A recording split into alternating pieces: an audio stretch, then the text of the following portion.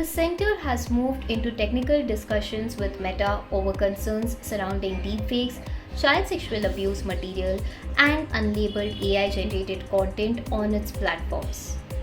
The discussions followed 3 days of intensive questioning of the Meta team, led by its global affairs head, Joel Kaplan.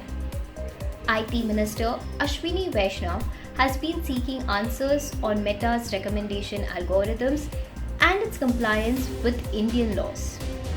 The latest round focused on how Meta plans to modify its system to address the government's concerns.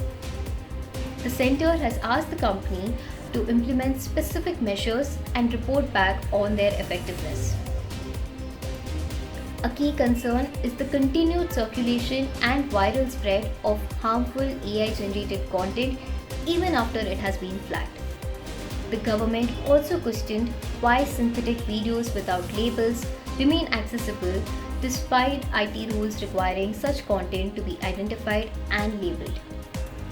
The third day of talks was described as technical, with officials examining Meta's proposed solutions in detail. The discussions now move from broad questioning to algorithm level measures and compliance, with the government seeking concrete action from the social media platform.